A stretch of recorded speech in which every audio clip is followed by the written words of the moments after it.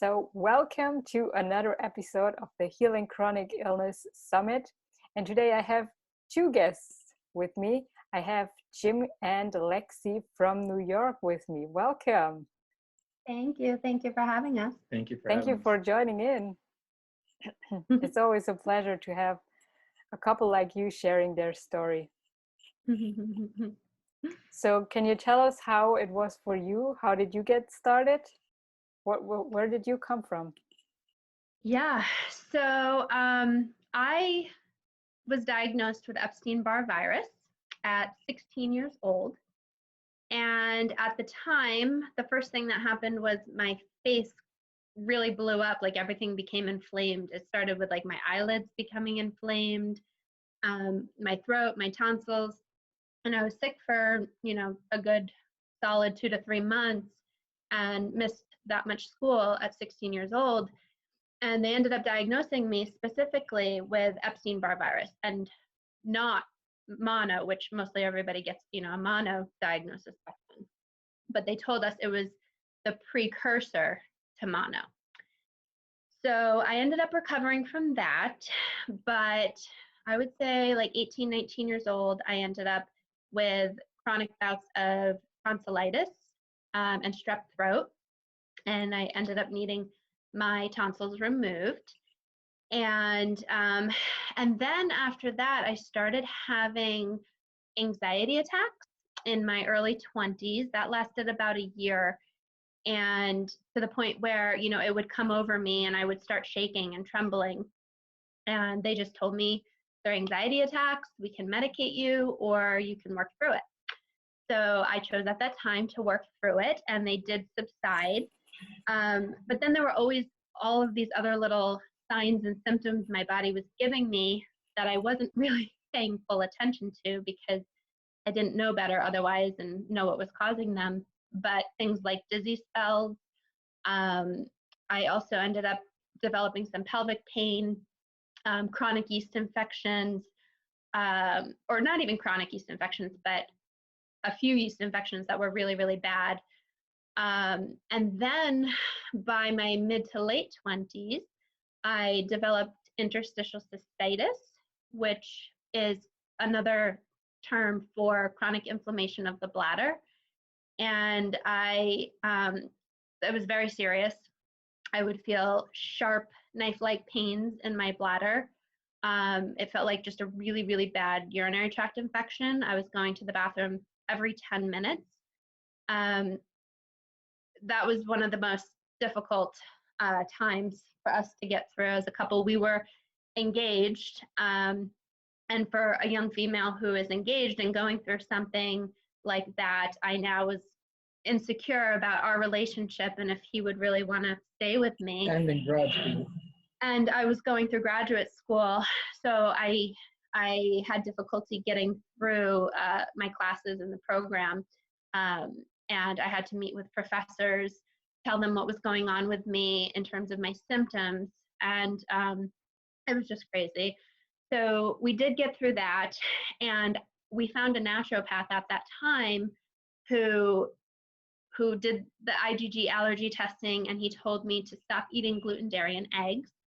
And I did, and it helped. But also at that time, what really ended up helping, believe it or not, was an antibiotic. And it was about my third or fourth antibiotic that actually helped to flush the bacteria out of my system and allow me to start finally making some improvements. The other three actually made you worse. Yes, but the first 3 antibiotics created very bizarre and severe symptoms for me, such as heart racing, sweating, tremors, that kind of thing. My body would shake. So by the time I got to the 4th antibiotic, I was pretty terrified to take it, but I was in desperate circumstances. And I have to say that, at that point, that one did help. But because I had been dealing with the infection for so long, and I ended up having a lot of damage that occurred down there, a lot of pain and inflammation and swelling and scar tissue that was created in the urinary system. So we got through that. I stopped eating gluten, dairy, and eggs then, as per the naturopath's recommendations. And I noticed some improvements in terms of like my weight and my skin being really clear. But after a couple of years of eating that way, because I didn't truly understand food and what it was and wasn't doing for me, I ended up, Or the condition. right, or the conditions. Right. Yeah, I ended up going back to eating a standard American diet and all the gluten and dairy and eggs that I wanted, and drinking, and Which we thought was fairly healthy. I mean, grilled chicken salads and tuna, and it wasn't like we weren't having fast food every night. We were cooking at home. No, but we would go to Taco Bell or on occasion. places like that. But in our mind at the time, it wasn't. Yeah, and I had we were still healed, in good shape. right? I had gotten better from the IC. Right. So that was around 27 years old, and now fast forward to 32 years old, 5 years later, I ended up really sick again a couple days after Christmas, and it started with what felt like a virus. I had an achy body, fever, and it persisted for about 7 days, 10 days, and it was just ongoing. So I ended up going and they tested me positive for strep, and I ended up getting another antibiotic, and I started to have a reaction to the antibiotic right away. So they switched me to another antibiotic. I had a reaction to that one as well, but I decided to stay on it, which was really, really, really not smart, because I was not listening to my body. I was not listening to my intuition, and everybody was telling me I needed this antibiotic. So I took it, and it was only a 5-day antibiotic, but my symptoms started to severely spiral out of control. And that's just kind of when everything really came crashing down, and my body went haywire and so far from homeostasis, and all of these new symptoms developed. And I was not in good shape, and the doctors didn't know what was going on with me. I went to an endocrinologist, a cardiologist, infectious disease, neurology, you name it.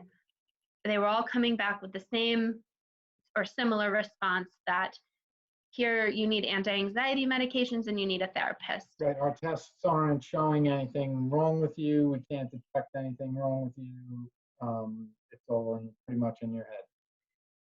So we prayed. I was in tears. Yeah, I was in tears mostly every day. Well, you were suicidal at that point because you were. Well, you were in extreme insomnia. Yeah, and just nerve burning pain. She said, like, I would get this like tingling and burning nerve pain that started in the scalp and would go down my cervical spine and across my shoulders and then deep into my chest, and there was this like deep burning pain. My hands would profusely sweat. I started tremoring. I was sleeping maybe 2 hours a night if I was lucky. And while I slept, my body would feel like it was on fire. I would be shaking, and then settled in suicidal thoughts. And this wasn't your typical, like, I want to kill myself because of these symptoms and suffering. It actually felt like somebody was pushing these thoughts into my head. I'd walk into the kitchen and I would see a knife and I would think of taking the knife and stabbing myself, or I would look at our deck and I would think of hanging myself off the deck. But I was very aware that I was having these thoughts, and I was very aware that I didn't want to act on these thoughts, but I was also very aware that these were not my own thoughts. And he would ask me, like, what is it like? And I'm like, it's like somebody's pushing these thoughts into my brain, like they're just popping up and appearing. And it was so strange. And I actually felt disassociated from my body. I didn't feel like I was one with my body. I didn't feel attached to my body. And that was a very, very scary feeling. So we prayed, and the next day we came across Anthony Williams' book, The Medical Medium. The first book had just come out. Yeah, it came to us on Instagram. Organic Olivia had posted it, and we saw the title, and it said, Medical Medium, Secrets Behind Mystery and Chronic Illness and How to Finally Heal. Now, had it just said Medical Medium, I probably wouldn't have picked up the book because that doesn't really tell me much, right? But the subtitle said, Secrets Behind Mystery and Chronic Illness and How to Finally Heal. And I said, well, that's me. I'm like, I have it. Nobody knows what's going on with me. And what do we have to lose at this point? $17? Right. So I ordered the book. I had no idea what I was in store for. I started reading it, and within just the first couple of pages, it was like this man had written the timeline of my life, right? He had identified Epstein-Barr virus. He had then identified Epstein-Barr and strep working together and going after the tonsils and needing your tonsils removed. So I had the tonsils removed, but guess what? I removed a body part. I didn't remove the pathogens that were causing these symptoms, right? So now, 4 or 5 years later, and that's what these pathogens do, right? The viruses, they work in cycles. It worked its way down to my bladder and attacked my bladder and created the interstitial cystitis symptoms. The antibiotic helped, the change of diet helped, but it wasn't the full picture. It wasn't the full answer, it wasn't the full answers for me to make a full recovery. Now we knew why the food choices helped. We learned why the food choices help, because there's a pathogen, because those foods feed the pathogen and help it to proliferate. So now 32 years later, 35 years later, 32 years old, I'm back to eating my regular diet and a new illness occurs, right? Because I'm not taking care of myself the way I'm supposed to. And now the Lyme disease diagnosis hits me, which it took me 8 months to get a diagnosis of Lyme disease before I had any answers. And even by that point, I had already found Anthony Williams' book, The Medical Medium, and I had read his information, and that's what he said. Look, Epstein-Barr virus, tonsils removed, interstitial cystitis, Lyme disease diagnosis. And I was like, holy cow, nobody has ever made that link, that connection so clearly. And when I told Jimmy that, we both just looked at each other and we were like, all right. Never mind connect all of them. Nobody knew the cause of one thing you went through. Never mind linking them all together and explaining the root cause and then why the food choices matter and the nutrient deficiencies. It was just absolutely mind-blowing, and we knew it was a gift from God because it was so clear. We prayed, the book came, the answers were all vividly there, and it even tied into my experience. My mother had multiple sclerosis, and she battled that for 30-something years, and then she ended up with breast cancer, double mastectomy, chemo, radiation, and then she finally passed away from it. But it linked it all. It gave us answers. He explains the root cause of MS and how the high toxicity and the viral load just, create that degeneration, because none of the doctors know. We have no idea. They can tell you the myelin sheath is worn, but they can't tell you what's doing it. So then that made so much more sense for you that she would end up with breast cancer on top of having an MS diagnosis, right? Right. Because initially when it happened, you and your father were I had no idea. How could this poor woman suffer from MS and then end up with breast cancer?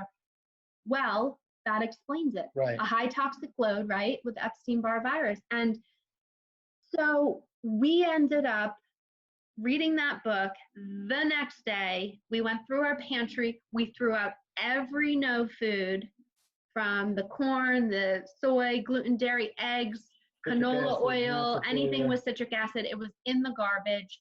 We went to Whole Foods the next day and our local market, Fairway, and we bought a tremendous amount of produce, and we started eating a whole food plant-based diet.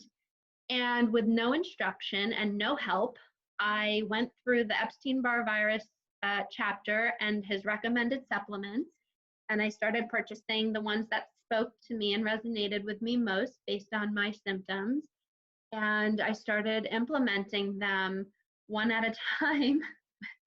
And then Just- it was, Yeah. and then it was what, a couple months later, we actually found a naturopath again. No, Totally, was it 8 months later? 8 months into implementing Anthony's recommendations on our own. We were divinely guided to a naturopath, a specialist, a Lyme specialist, all the way up in New Hampshire. From a And- medium, by the way, from a medium. A Yeah, medium from her that my mom. mother went to, unrelated to Anthony William, recommended this naturopath for me. So spirit was guiding us at every step of the way. And right, we went to this Went to the naturopath. naturopath. She ran a battery of tests that took months to get some of the results. And she came back with a Lyme diagnosis. She found several pathogens. She said, your Epstein-Barr virus is reactivated. You've come into contact with HHV6, which anybody that knows medical medium information, he says, I hate that virus. It attacks the heart. It attacks the kidneys. It is responsible for ALS if you have a high level of mercury in you. And this naturopath was wise enough to know. She actually said to me, it says you have a past infection, but that doesn't mean anything. And she said, HHV6 specifically can cause neurological symptoms. So the Epstein-Barr virus, HHV6, Lyme bacteria, she said you're zinc deficient, you're antioxidant immune deficient, you're hypoglycemic, and she says your white blood cell count is at a 32. For a girl your age, it should be between 100 and 300, I think she said. And so I said to her, so that's a pretty low number, right? 32 for a white blood cell count. I said, does that mean I'm immune compromised? And she goes, let's just say it means your immune system is really, really busy. And her results really just confirmed All that you already knew. all that I already had learned from the medical medium books. And it gave me a label so that I could, shush everybody else in my life and tell them, look, I'm not crazy. I'm not creating these symptoms. She also looked at what I was doing already with the supplements, and she goes, wow, you put yourself on all of these? I said, yeah, well, based on this book. And she goes, pretty good. And she really didn't change much at all of anything I was doing. She actually had tried. Thank God we had the book already, because she did recommend the antibiotics, and we already knew from reading Anthony that is not recommended for well, not only Lyme. that, I knew I would never take another antibiotic at that time in my life again, because that's what spiraled my symptoms out of control. She also recommended certain supplements, but like her liposomal C had questionable ingredients. Her liposomal C had alcohol in it, and I actually tried it, and I took it, and I could. And this is where, we've been talking a lot about discernment on social media, but I took it and I could feel it burning down my esophagus and into my stomach, and it didn't feel right. And I decided at that point, all right, I'm going to stick to Anthony's recommendations of supplements, because it doesn't feel good when I'm taking this other one with alcohol in it. So it was great, because all along the way we're receiving these signs, like we're reading his information, it's resonating with us, but then we're experiencing that it really is true, like what he's telling us. He's not just making this stuff up. Like, we didn't just go on blind faith, like, oh, let's take his liposomal C because he says so. Right. No, we literally experimented, and she experienced the difference and said, wow, that's why he says not to take that. Yes, I made the same experience. I tried different things, but I always come back to the good stuff. Yeah. The truth will always be there, Yeah. So we've been on the medical medium healing lifestyle for 4 years, and it only continues to get better and better for us, and we feel the difference every day. Yeah. We haven't looked back. And that is why we're so committed, because his information really pulled me out of the depths of hell. Because I was in hell. And subsequently, it saved my life, because I did it at first just to support her. I'm like, listen, I don't know if we can survive without meat, but we're going to try. And we'll do it together, you know? So, you know, she immediately cut out all the no foods and meats and eggs and dairy and all that. And I weaned myself off for about 4 or 5 months, and then just experienced tremendous improvements in my health. My addictions are gone. I was able to release every addiction I ever had, from cigarettes to drugs to alcohol to coffee to you know, the no foods. And my hypertension is gone. I was hypertensive for 12 years. And the doctors just kept telling me, you're going to be on a pill one day because your father had it, your grandfather had it, it's genetic, you know, da da da da da. And being on a low-fat, whole food, organic, plant-based diet, my blood pressure is like lower than it was when I was in my 20s. And no meds. From an outsider perspective, and as his wife, his whole really demeanor and his mood has changed and shifted, and he has gone from a place of, you know, he used to get angry a lot, and you know how Anthony talks about that emotional liver, right? His liver was very emotional.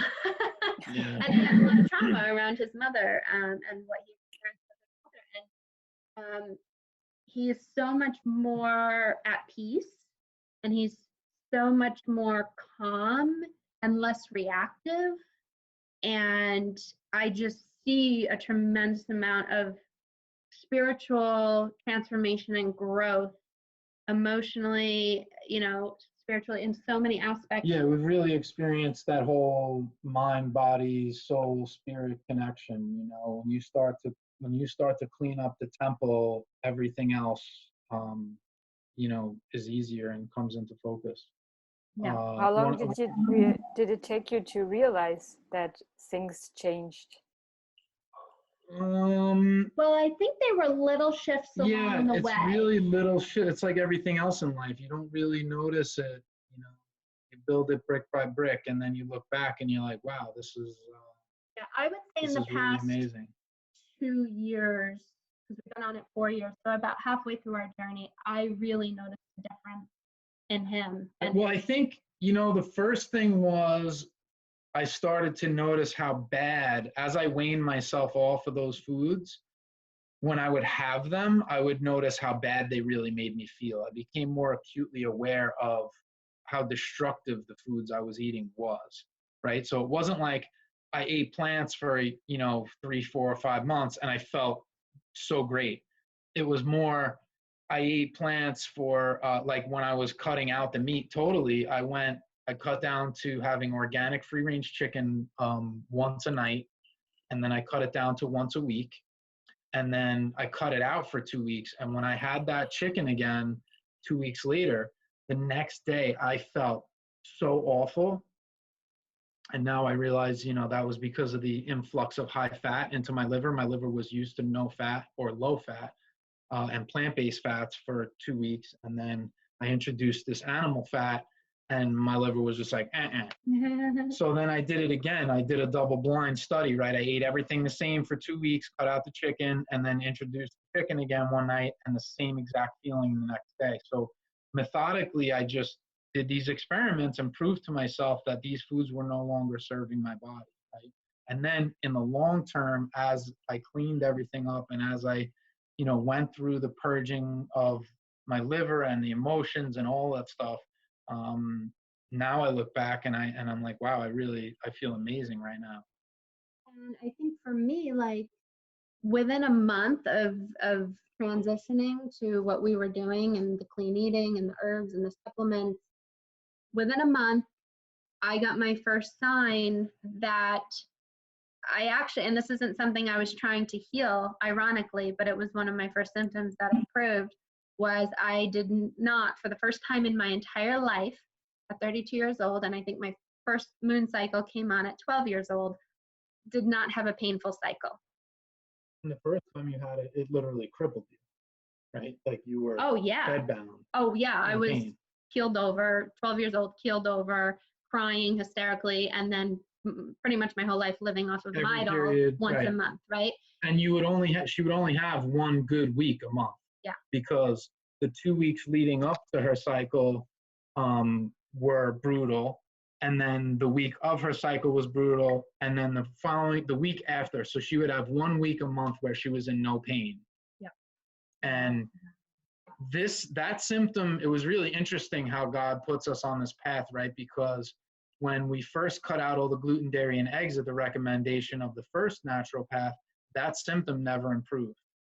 And then once we found Anthony's information and we cut the meat out as well, and the meat and the cheese and the animal products, that the first month, within 30 days, like her first, so we cut it out, and then 28 or 30 days went by and she had her first cycle and no symptoms.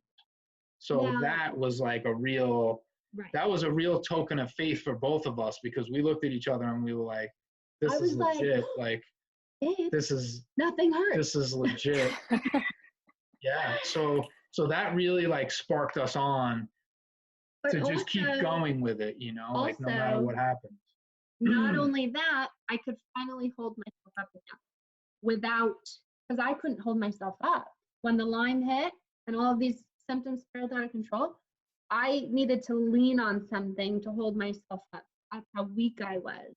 I could barely breathe. Yeah, she couldn't walk to the end of the driveway. I couldn't even walk to the end of the driveway. So within a month now, I don't have a painful cycle, but also I'm able to walk and hold myself up without having to lean onto something. And now instead of walking to the end of the driveway, I was able to walk toward, to the end of the street. And for somebody who's that sick, that's a big milestone. And it was every 3 months, I would say, on this healing journey that I noticed a little shift. And it might not have been huge. It might have been that, you know what, now instead of sleeping 2 hours, I'm sleeping 2.5 hours. Now instead of crying every day, I'm crying every other day. You know what I mean? And it was those little shifts. It didn't have to be anything huge to let me know that I was on the right track. And it's taken me 4 years to restore my sleep fully and to overcome the anxiety and the PTSD associated with what comes with insomnia and not being able to sleep. And this is the first year in 4 years on this healing journey that I am now able to fall asleep in bed with him and stay asleep in bed with him, because before that, I would have these setbacks and these nights where if I was having trouble falling asleep and the insomnia was settling in, I would get anxious, I would have the PTSD, and I'd have to move to our spare bedroom in order to be able to fall asleep. And that was a result of the PTSD associated around, the insomnia. And so this year, I'm really noticing specifically that the PTSD is starting to heal. Wow. So, and that's 4 years. And it's not perfect, right? Yeah, it hasn't always, it's not linear. Yeah. We both experienced setbacks, and, you got to revisit the material and you got to adjust your protocols. You're not going to read the book and design your protocol that you're going to stay on for life. You're going to make adjustments. You're going to swap out different supplements. There's a base core that you can start with, and then you can branch out from there. So what was your base core that you got started with? Or what would you say, what's the most important things that some people might get started with if they are just beginning? So the first thing you need to do is cut out the no foods. Right. The bottom line is, right. If you're still... Even aside from, even if before starting supplements, you want to cut out. Because if you're bringing in supplements, if you're bringing in all these healing foods. And you're and taking in herbs, too much fat to absorb them. You're just wasting your money. and you're still eating canola oil and you're feeding your pathogens. You're Right. kind of counterintuitive. You're counteracting all the work that you're doing. And not to say that you can't do it. I mean, I did it. I supplemented while I was still working my way off the no foods, and Right. your body will absorb some of it, but I always had it in my mind that I was working toward getting rid of them, right? They were on the way out and the good stuff was on the way in, and you're just kind of like doing this, right?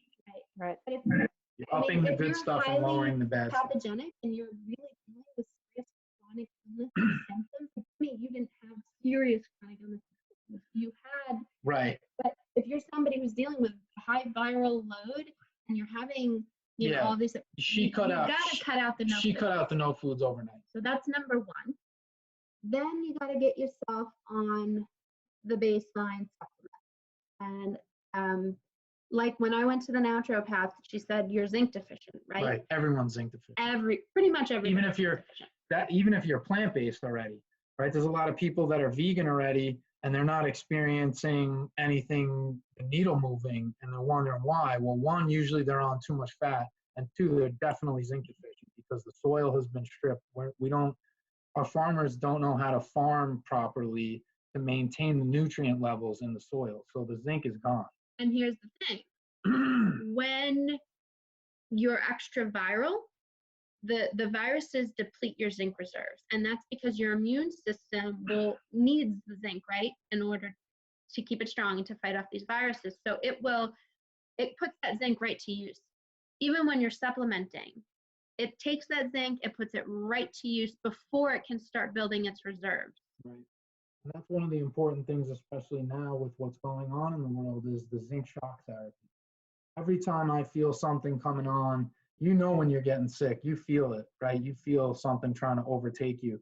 And when you hit it with that zinc therapy, the zinc shock therapy, it's like nothing else. It really Yes, snuffs I also experience quite often that as soon as I realize that something is after me and I take the zinc, then I can catch it up. Yeah, you can catch it like, oh, I got a tickle in my throat. You take it, right? So the zinc. It's like putting a fire out. You put that, when the fire is small, you can douse it with a bucket of water. Right. If you wait till the fire is too big, you're going to need more help. B12, zinc, B12. C, micro C. Vitamin C. Or lipo C. I would also say EPA, DHA. Why would you recommend that? Again, that's kind of a staple that we really do all need. So the EPA, DHA is really great because, well, a couple of reasons. One, it helps to remove plaque buildup within the hepatic portal highway, and so your circulatory system, right? Now, if we've been eating a diet high in fat and a standard American diet most of our lives, believe us, most of us have plaque buildup. So that helps to protect the heart. It also helps to protect the brain, and so it has the essential omegas that we need. That again, you most likely haven't been getting from the dietary sources up until the point of your healing journey. So yeah, EPA, DHA is essential one, and iodine, and vitamin C and lysine, especially if you're dealing with chronic illness and symptoms and are extra viral. But iodine deficiency is right behind zinc and zinc deficiency. So to recap, zinc, B12, vitamin C, lysine, what did I say? EPA, DHA, and iodine. Those 6. That's what I would recommend as to get started with. But always paying attention to if someone is sensitive, that they keeping it low in the beginning, right? Absolutely. And only bringing in one at a time, Right. So I would start with one. Pick one. I would say zinc or B12 being more of the one of the more essential ones, and start with the smallest dose and work your way up. And what happens is, if say you're taking 2 drops of zinc and that feels good to you for 3 days or so, and then you increase it by another drop and then another drop, and you still feel good with that. And then all of a sudden you get to a whole dropper full, let's say, and you're like, this doesn't feel so good. Maybe, I don't know, you're experiencing some increased viral symptoms. Right. Then throttle it back down to that level that was tolerable. Well, and for you've probably experienced this too, like, and it's funny how frightened we are of these supplements. And you're like, you know, the doctor tells you to take zithromycin. We don't look at the ingredients. We just take the pill, and we trust that and meanwhile, if you read the ingredients in that, you'd probably never put it in your body. But then we're told to take lemon balm and like 2 droppers of lemon balm, and it's like, we're like, I don't know if that's good. And when you learn what these are, the tinctures are basically really strong teas. But like, you're afraid to take a dropper full of tea. I mean, it makes no sense how programmed we are to be trusting of these pharmaceuticals and distrust these herbal medicines that are those are gifts from God. Like, God designed those. That's not, man didn't mess with those, right? He just distilled it and purified it and put it in a dropper for us to take. Yeah, and make them much more strong and much more powerful. Right. So they're really not going to do any damage to your body, right? Any adverse effect you may feel is because it's working, right? It's doing something good for your body, which doesn't always feel good, right? Right. Oh, and I'll give you an example. Medical medium says, for example, that cranberries, right, they help to heal the lining of the bladder. A bladder that is inflamed, irritated, has scar tissue. The problem is somebody with an irritated, inflamed scar tissue bladder, like myself, drinks cranberry juice and it burns coming out, right? Yeah. So then you associate that and you think, well, this isn't good for me, when that's not the case. It's just, that's the way it is. It's going to burn coming out, but it is actually having a healing effect. And so it's a little So how tricky. do you mitigate that? Yeah, I noticed that with the lemon water when I got started on it twice a day.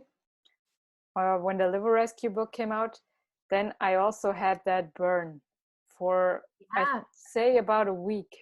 But I kept on going, and after that, it never reappeared again. Wow. So that's a testament to exactly what we're saying here. So what you could do in this instance, and I've seen it with celery juice, right? When somebody can't tolerate celery juice, lower it. Do an ounce. Right. You know, take a little do the same thing that you do with the supplements. You take a little and you work your way up. But you have to know that that food is not what's causing your symptoms. Which is what makes important the understanding of the information, the reading of the information, the listening to the radio shows if you can't read or focus on reading. You know, it really makes a big difference understanding and learning the information, because that's what builds your roots strong. You know, and I want to actually here address the fact that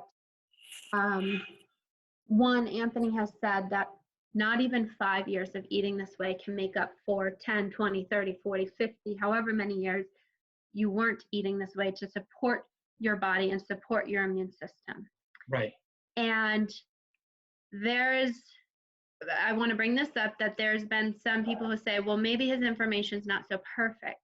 But what I think is perhaps, and I throw this out there as food for thought, perhaps his information is perfect, right? But we're applying it in a very imperfect world. And when we have all of these toxins and viruses that we're up against, that sometimes it can feel like we're fighting an uphill battle, right? And sometimes, even though we're applying this perfect information, the herbs and the sups and the foods, that we've done wrong for so long to our bodies, we were not supporting our immune systems, and how we believe, you know, spiritually, that we were indeed, there were sinning. Gluttony is a sin. Alcohol to us is a sin. What else? Killing other sentient beings. Right. We feel we've been sinning for so long that 2 years of perfect eating is not going to purge us and cleanse us of our sins. Never mind the generational sins, right? Like our grandparents and great-grandparents, the stuff that they ate and the toxins that they came into contact with, right? We know that mercury was administered as a medicine. So we all have mercury in our systems. When our parents were kids, they were spraying the playgrounds down with DDT. Right. So we inherit those toxins. Right.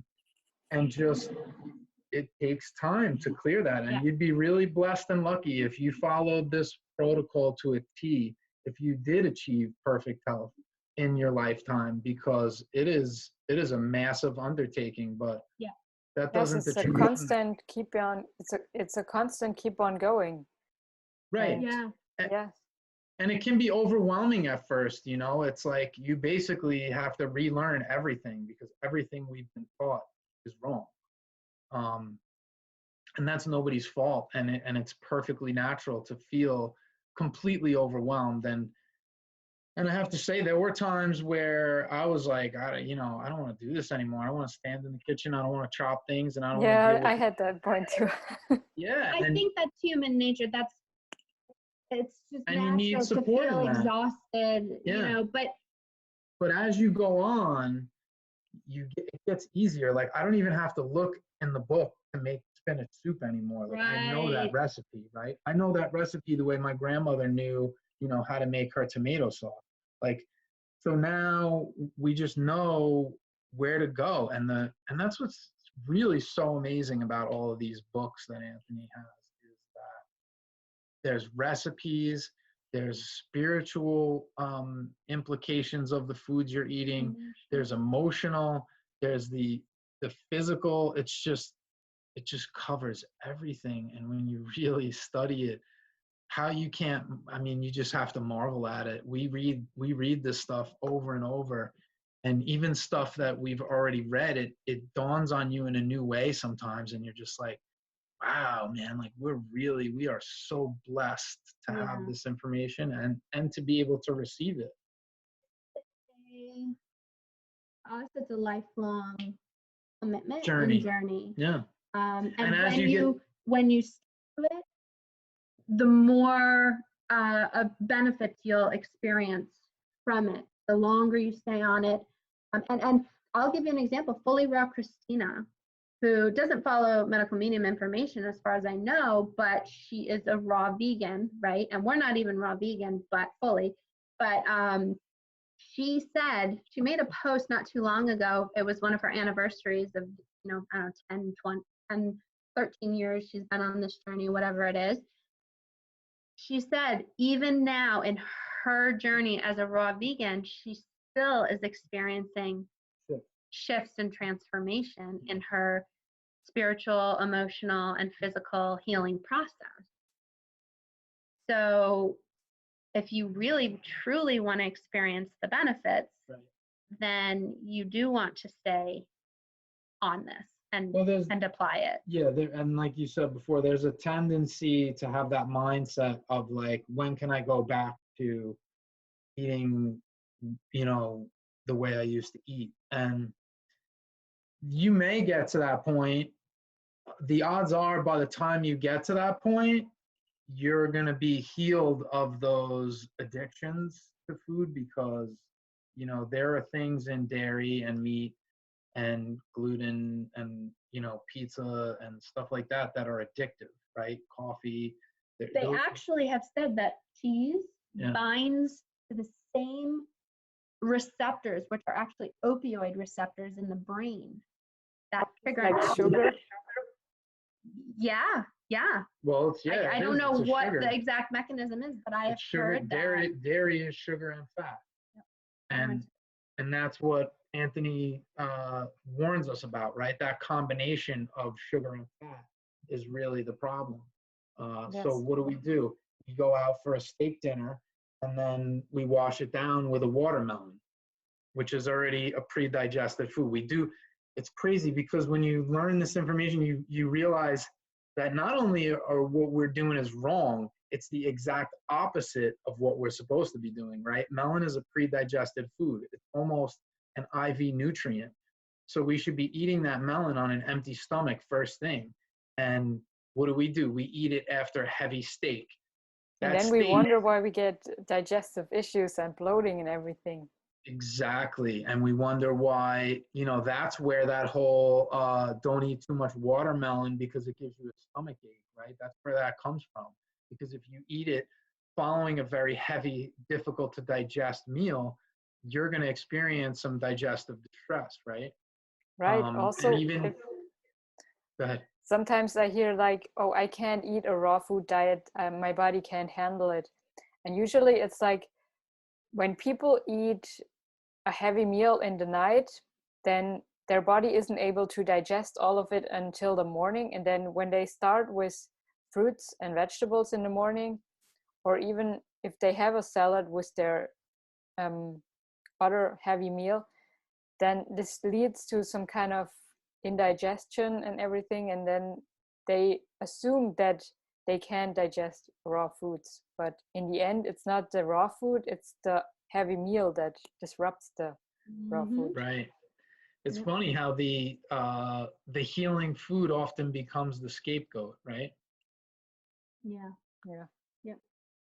And you learn over time that those foods are doing nothing but healing you, and the things you experience, the discomforts you experience along the way are just part of the healing process. But I tell people, nobody started medical medium living in his lifestyle because they were healthy. Unfortunately. Right. That's just the way it is. Some of us were blessed to join in before we Right. reached like absolute rock bottom. And and a lot of people have experience partners those. who don't Yeah. join in and not experience symptoms. And so I remind people, you have to go back to, because they're like, oh, I'm doing medical medium and it's not working. I've been on it for a year. First of all, a year, you're Is still in your nothing. infancy. Right. Okay. 4 years, I'm like a toddler right now. And we've noticed that the problem with when people are like, I'm not noticing any difference, is that's exactly the word. Listen to the semantics. They're not noticing any difference, right? There is a difference, but they're unaware of it. And when you make a journal, when you keep a symptom journal, and you keep a detailed symptom journal, and you go over that 3 months later, 6 months later, 9 months later, there is a difference. You're not noticing it, but it is there. Well, it could be so minuscule. Right. For example, we took a picture of Jimmy's hand 2 years ago when we were cleansing and we were detoxifying. I think we were in the middle of like a 28-day cleanse, and he developed a shingles blister on his finger, and it was huge, massive. It left no scar. So we had taken a picture of the blister when it was there, and then literally a month or two ago, we took another picture, same hand, just to demonstrate how well the skin had healed and how there was no scar. In that same picture, and it wasn't something we were looking for. Once we didn't notice it until we put the two pictures side by side, and you could see my knuckle from 2 years ago, and then you can see my knuckle from this year. There were liver spots that had cleared up, little specks on his hands, right? Skin marks on his hands Gone. that were completely gone. And I said to him, wow, I was like, did you notice how much more clear your hand looks? And he goes, I did notice that, but that's not what I was looking for. Right. And we were like, if we hadn't taken that picture, we never would have noticed them that. Side by side. And so that just showed us, we looked at each other and we said, wow, there is work going on so subsurface that we can't even see.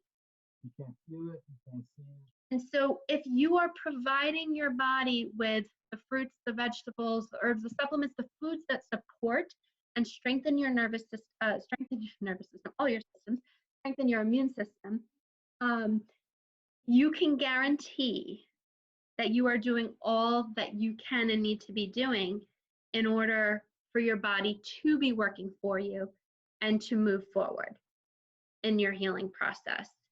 And that's something that, if I'm having a day maybe where I'm struggling a little bit more and maybe my symptoms have flared a little bit, I will remind myself of. And there, there's outside factors too. Like last year, I broke my leg, so I experienced a setback physically. We had the stress of a rodent in the home while my leg was broken. At the same time, Alexis is doing most of the physical work. I was able to chop some stuff seated on the couch, but I couldn't really move around. I was in a tremendous amount of pain. And so now she had the added burden of taking care of me. We were running a business at the same time. So now she's got to manage our employees. She's got to run the store. She's got to take care of all the food prep. And, she got me through that. And then Easter came around and we went for a bicycle ride and we had some family friction that, took an emotional toll on her. And then we went for a bicycle ride on Easter Day, and we were having a beautiful day and the sun was about to set, and she fell off her bicycle at the park, and literally a twig went through her arm. It went and pushed. It's too bright. I have a little scar, but it healed really, really well. It pushed through her shirt and stuffed her shirt into her arm. And now we ended up spending Easter in the ER. She had a huge adrenaline rush from that. We were 2 miles from the car when she had the puncture wound. We had to ride then back to the car. I had to tourniquet her arm. We had to ride back to the car. We had to go to the hospital. Now she's worried in the hospital that they're going to try to inject her. As soon as you get in the hands of medical science, they want to put all kinds of injections in you. And we were able to avoid the injections. The doctor actually said, she was like, I'm going to give you lidocaine to numb it. And Lexi said, is it going to be topical or an injection? And she said, an injection. Lexi said, I don't want it. And she said, no, I don't think you understand. Like, I have to stitch your arm and I'm going to be putting a needle through your arm. And she goes, well, a 1/2-inch diameter stick just went through my arm. Do you really think like a millimeter needle is going to bother me at this point? She said, I'd just do it without the injection. You're not injecting me with anything. And she did it. She took the stitches with no numbing agent. And now you have the adrenaline from that, right? And then a few months later, she healed that. A few months later, she slipped going down the stairs with the groceries and fell on her tailbone, and we think probably fractured her tailbone. But prior to this, there was actually a chemical exposure too. So we went to stay at a friend's house, and they had a plug-in air freshener going in the room we were supposed to stay in, and we noticed it in the afternoon. And we unplugged it and we opened the windows in the room thinking we could air it out and, we could spend the night. And we ended up spending the night, and like 3 days later, that chemical exposure like broke her. And the tragedy of it was, before that chemical exposure, even despite all those other triggers, Alexis went from 4 years ago not being able to walk to the end of the driveway. We ran 2.5 miles in our neighborhood, which is a very hilly, there's like 150-foot elevation changes in our neighborhood. And you do that like twice. And she went from not being able to go to the end of the driveway to running straight through 2.5 miles. And then after that chemical exposure, it just like completely set her almost back to zero.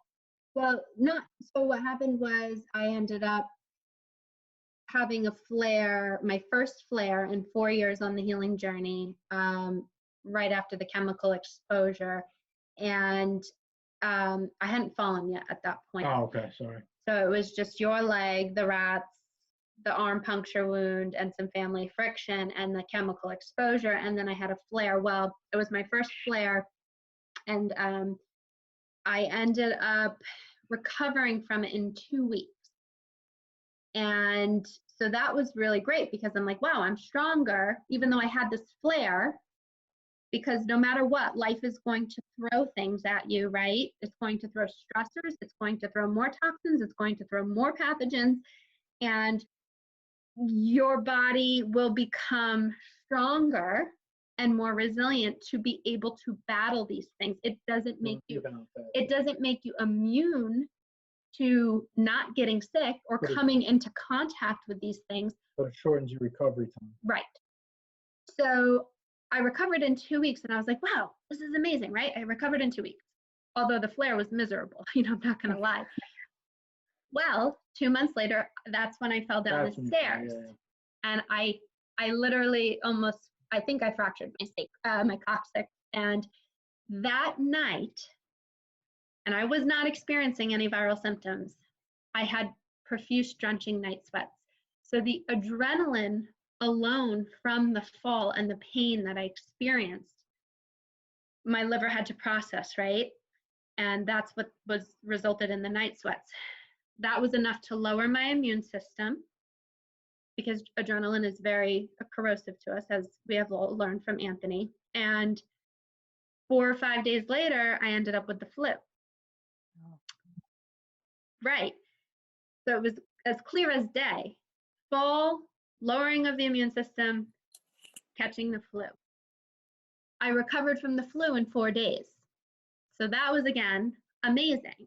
Right, because prior to all this, you would have had the flu for like 2 weeks. Oh yeah, whenever I got sick prior to this, I was down and out for at least 2 weeks every time I got sick. So then we had a store to close, our business, and that was a process of 3-4 months, which I did mainly by myself again. And I think, well, what ended up happening is we closed the store end of December 2019. About a week to 2 weeks later, I flared again. And to me, what I feel intuitively and from my experience and my own body and my own intuition is there were just so many triggers, one after the next, from the whole year 2019, that it just caught up to me, and my body just finally kind of crashed, and it said, all right, this is too much for me to handle. And I flared. And we also, once the store was closed, your body also recognized that there was a window for healing. Right. Like, the body does recognize. Will keep you going through all of these traumatic times, and it's crazy because we then view our illness as weakness, but it's really not. Like, your body is so strong that it carries you through these really adverse times. And then when it sees a window of opportunity to like really heal itself, that illness is healing you. That flare is healing you. There is tremendous healing happening during that flare. It sucks and it's uncomfortable and it's annoying that we have to go through that, but it's just part of the process. So yeah, so I flared again in January, and that was my second flare within 5 to 6 month period, and my first ones in 4 years on this healing journey. And it was nastier than the first flare in September, and I am still recovering. I'm not in a flare anymore, thank you, Lord. But I am experiencing kind of the post effects of the flare, and I can actually feel my body cleansing and detoxifying the buildup of adrenaline and neurotoxins that accumulated from the flare. So I'm in this point of where my body's kind of cleansing and detoxifying those things. Did you take certain things to address the adrenaline rush, like supplements or foods to help it? Yeah, so I was we're always very specific with our adrenal snacks and getting those in. And acutely, you know, like how you use the zinc shock, like as soon as you feel something coming on. Well, as soon as either of us know that we've been exposed to adrenaline, it's adrenal snack immediately. And the faster you get one in, the faster it literally just cools the adrenals down. It helps to hydration, adrenaline out. Yeah, staying hydrated. Hydration. When I'm going through a flare, I eliminate fat altogether in order to allow my body to really process and cleanse and detoxify the neurotoxins and the adrenaline. I do support my adrenals with some herbs, ashwagandha, licorice root, Schisandra berry I take. Occasionally Eleuthero I've just started kind of experimenting with, which Eleuthero is one that prevents the adrenals from overreacting, because what happens is, for me, the viruses really run my adrenals and do create this erratic behavior of the adrenals just firing off at inappropriate times when they shouldn't be firing off. Even if you can't afford the supplements, like the foods are the key. The combination, and you don't have to even do the ones that Anthony recommends, which are all delicious. But as long as you're getting that glucose in to support the liver with the mineral salts from the greens, and the potassium, you're nourishing the adrenals, you're supporting the adrenals in the best way you possibly can. Yeah. So I really like Schisandra berry. Yeah. For the adrenals. Yeah, which is cheap too. You could buy the tea. I mean, yeah, you could buy the tea. Tea is awful, but you know, I'm just saying what works for me. And then when I'm having viral flares, I increase my immune support. So like upping the vitamin C, because I can tolerate it well. Elderberry, increasing the zinc, things like that. And then I bring in the antivirals to fight back, because it's a war, right? It's a war going on inside your body. There's your immune system, and there's the army of the viruses. So you have your army, they have their army, and it's like this back and forth. And so you have to bring in the ammunition in order to support your immune system and go after the viruses so that they can't win, right? Ultimately. This is another principle that's key to understanding when you're trying to eliminate the no foods. Because what you're putting into your body is feeding one of the two armies, right? It's either feeding your army of immune cells, or it's feeding the army of pathogenic cells. So, you know, I tell this to people all the time that are trying to get off of coffee, and I'm like, listen, they're like, oh, well, can I just have a cup once in a while? And I'm like, you can do whatever you want to do, but just know that when you put that coffee into your body, you're feeding the wrong army.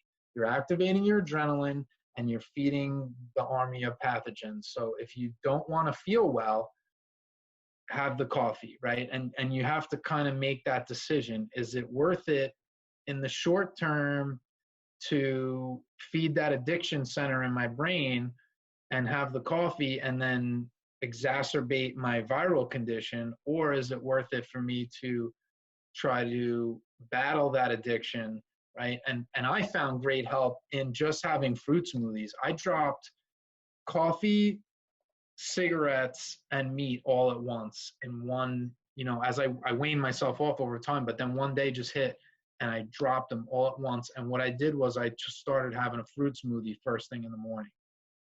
And I was working in Manhattan, so I wasn't able to do the celery juice because the celery juice just caused me to have to go to the bathroom. So I saved my celery juice for the afternoon. When I got home from work, I would fast on the way home. This way I had an empty stomach and I could do it in the afternoon.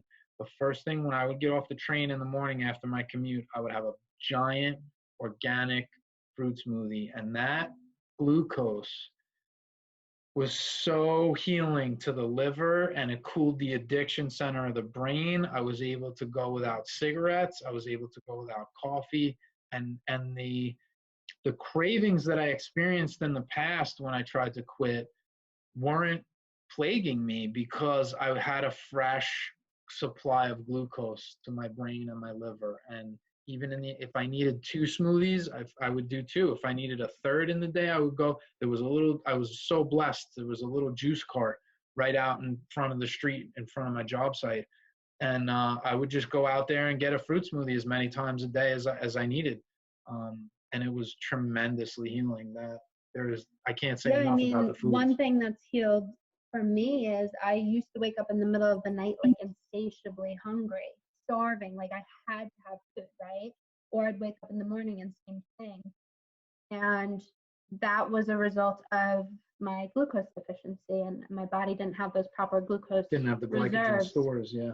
So now that we've been eating this way for 4 years and providing our bodies with a tremendous amount of glucose, I can now say that I don't wake up in the middle of the night starving with that insatiable hunger, nor in the morning. And I can now go actually in the morning, I can have my lemon water even without honey. I can have my celery juice, and it can be a good hour, 2 hours before I get my first bit of glucose in me and not feel like I'm, going to die. Because I'm like, I will wake up, but if we sleep in late and it's like between 10 and noon, I'm like, I need nutrients. But it's amazing that, like you said, that once you're giving your body these foods, the glucose, the mineral salts, all of the phytochemicals, the nutrients, and you're finally giving it what it needs, so then it's not crying out to you for help. You crowd out the bad stuff. Right. And it really is, it's possible. Yeah.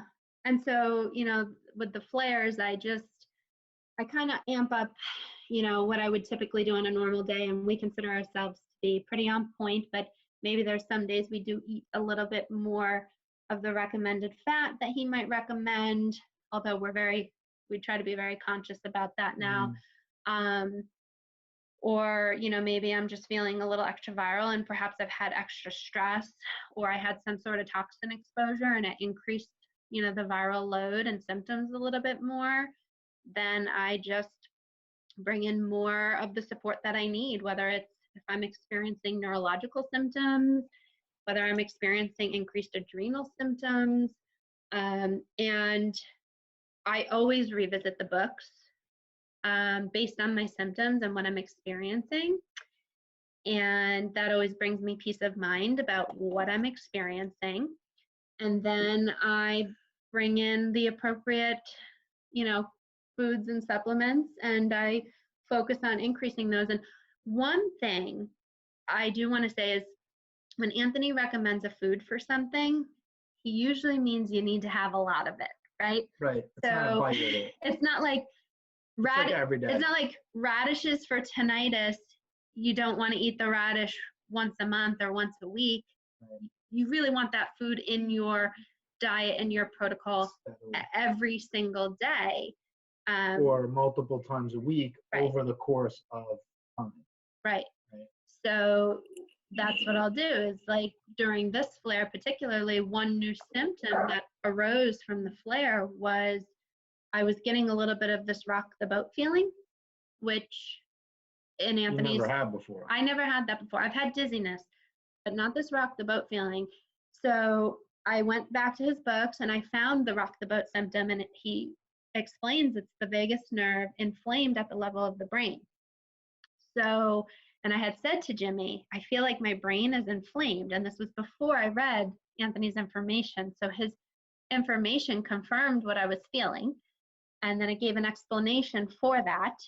And then it gave methods to help that. And so instead of 2 cups of wild blueberries, I increased it to 4 to 6 cups of wild blueberries a day to help bring down, the vagus nerve inflammation.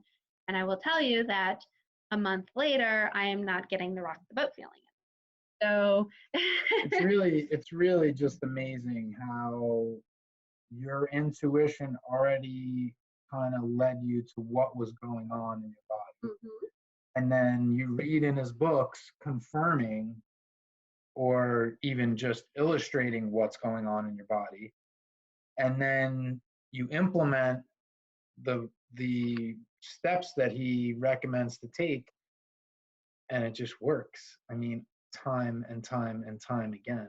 This is not a journey of blind faith. And I don't think any journeys are of blind faith. I think God gives us proof, and he gives us a breadcrumb trail to follow. And as you clean up your temple, you become more in tune to those signs. You become more acutely aware of the signs. You become more just in tune with everything, and all things start to work together for your benefit.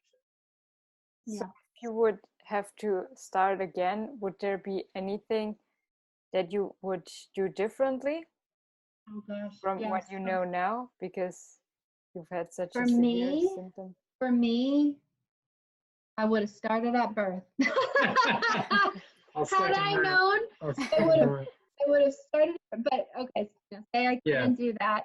So in a perfect world, we would have started low fat, high raw, plant-based from birth. Even fully raw. Yeah.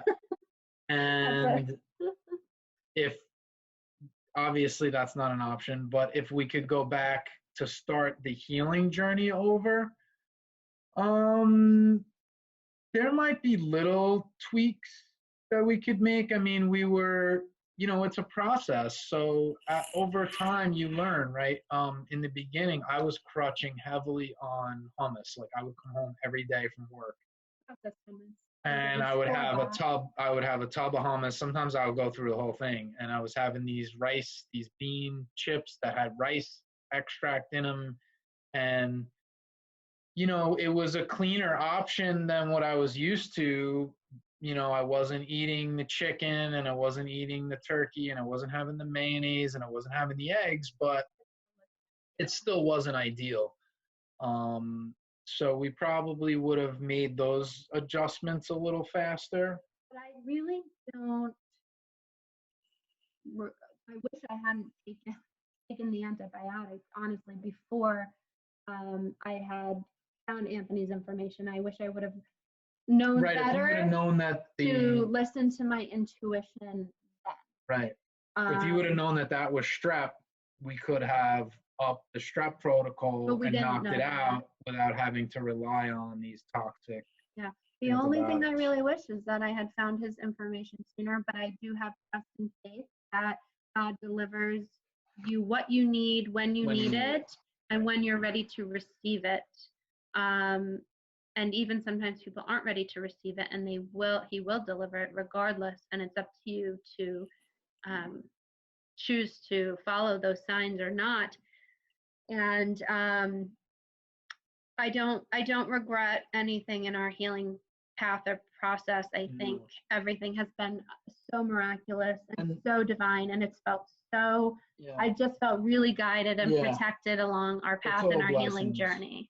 And the one thing I think I would have loved to learn earlier is that, you know, there's this awful phrase, moderation in everything. And if I could identify one phrase from Satan, that would be it, because that is the downfall of so many people. Everyone believes that if they just have a little of this and a little of that, that a little of it is okay. And it's really not. You know, like I said before, there's only two things. When you're talking about things you put in your body, it's black and white. There is no gray area. Either what you're putting in is nourishing your body, or it's contributing to its downfall. And you have a choice every time you put something in your body. So, you know, it's just a gateway. It's that wedge. You know, the enemy works on us in subtle ways, and he drives the wedge in, and he starts that crack. And every time he taps the wedge, the crack opens wider and wider and wider.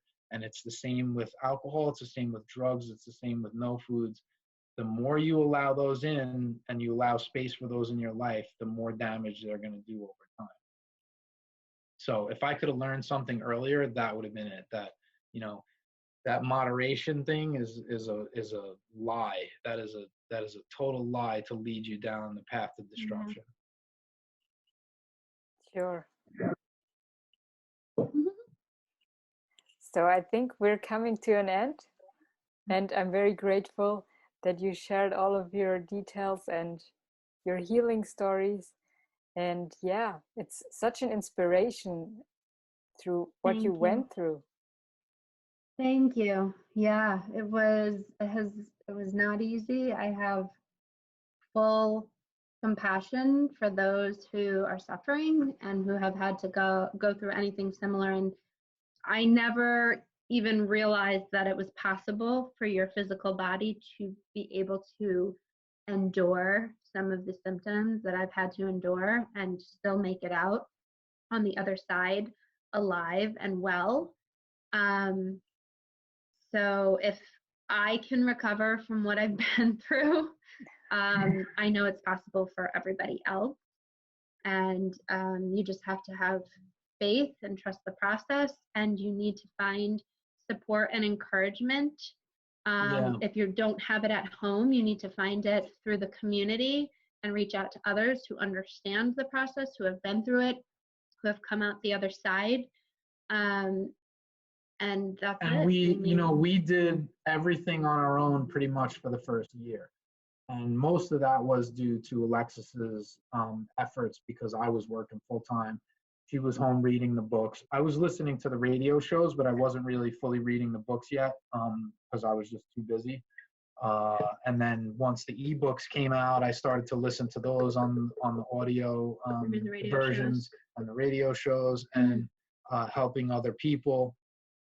But about a year in, we started working with Muniza. We started participating in her cleanses and her programs, and she deepened our understanding of the information. She elaborated on a lot of things. She had a lot of details that like filled in. So, you can reach a certain point on your own and kind of feel stuck. Even if you've experienced healing, you can kind of feel like you've plateaued, right? So then you can seek a practitioner like Alexis. She takes clients now and she helps them to hone their protocols, and she can see where you're missing that one. You could be missing that one key thing, and that's why it's important to work with people that are really well versed in the information. Muniza and Alexis are very well versed. The other thing is you really want to work on all aspects of healing, right? Because there can be emotional components that are triggering your adrenaline, and that can be preventing your healing. So I offer encouragement services where, you can have a call with me and we get into the depth of what's really dysfunctional, and how to overcome that, and how to find faith in God, because he works through all of our adversities, and he can take anything that's come against you to turn it around for your benefit, and in the end grow your spirit and strengthen your spirit and grow your soul and deepen your connection with him through all of that. So if you're, if you're someone who's been at it for a little while, 6 months, 8 months, a year, 2 years, 3 years, 4 years, and you feel like you're plateaued, reach out, find out who's working with people and who can offer you help to get you up, that leg up to that next level, right? Muniza was a huge leg up to us. She leveled up our practice like nothing else. And now we are blessed to be able to do that for other people, to kind of give them that hand up to the advanced levels of healing on all levels. Yeah, and based on my experience with the symptoms and what I've been through and what I've felt, and how bad I know it is and can get, as well as my knowledge that I have and my knowledge and education on the human body through my training as a physical therapist and treating clients and patients for quite a while, as well as my intuitive skills, which just continue to get stronger and stronger. I'm able to really utilize all three of those aspects to apply to helping others to heal now, which is given me tremendous purpose and something that I really enjoy doing. I can imagine. So how can people find you if they want to get in touch with you? Oh, we do have a website. So it is homegrownhealers.com, www.homegrownhealers.com. And there is a contact button on there, a contact heading. Our services are on there, our bookings, our story. Right. So you can read about our story. There's testimonials of people who we have helped.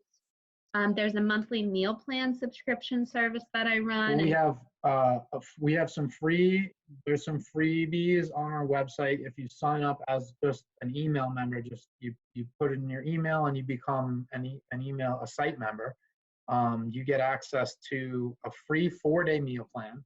So you can try out the meal plan for 4 days to see how you like it. which we've had tremendous results from. Alexis has a client that she cleared up her husband had calcifications on his heart. Calcifications on his heart, and just from the meal plan, he's not doing supplements or anything, right? Basic. He's doing just basic supplements, and just from being on the meal plan over the course of what? A month or two, he's cleared up his heart calcification. And her eyebrows are starting to grow back in. Wow. As a result And that's, so the meal plan, the paid meal plan is $24.99 a month, which is like 80 cents a day. And it's basically just a menu meal plan. Like, we tell you what to eat, right? From the time you open your eyes to the time you go to sleep. And we keep it really exciting and interesting because we're foodies, right? She wouldn't have been able to transition me into a plant-based diet unless she made it really interesting and really nourishing. And the food, like, we just amaze ourselves every week. We're like, oh my God, I can't wait for people to get this recipe because they're going to go nuts. And it's just, you know, we find those comfort foods that we used to love. Like, we put out actually a free recipe on our Instagram. And did we load that up on the blog yet? No, it's on our Instagram. The baked fried pickles. So we used to love fried pickles, which are absolutely awful for you. But we found a way to make them medical medium compliant, and the pickles aren't fermented. They're just marinated in lemon juice and garlic and dill, and it's just amazing. So we really get a lot of joy out of that. Out of sharing the recipes is a very cheap way for us to help people to heal. There's free meditation on our website. There's a free recipe blog. So there's a lot of free stuff that you can go and grab. And then if you're so inclined, you can work with us in a number of ways. Yeah, because encouragement calls. So yeah, it's all available on the website. And then you can just contact us through the contact, button if you have questions regarding any of it. That's so cool. And I love the recipe inspirations. Sounds really delicious. Yeah. Like you said, we're foodies. We like to eat, so we don't sacrifice good food and good taste on this, which I know some people think that you do when you switch to eating. And that can make or break your journey, because if you're not excited about the food you're making, you're going to fall off, and it really was great. Because what happened to us was, our families are foodies too, and they're eating all these foods that we used to love, and we're like, we have to make our food so good that we're not even tempted to eat that stuff that we know is doing damage to our bodies. So we just leveled up our game, and there we come up with recipes. Anthony's recipes are amazing too. We throw those in there. I mean,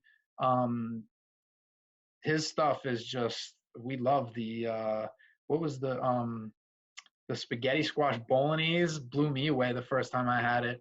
The cabbage stuffed sweet potatoes, the quiche. I love his Asian. Yeah. Well, that's the batter we used for the baked fried pickles. So it's kind of cool to use his stuff and adapt it and create new ways of. So inspiring. Thank you.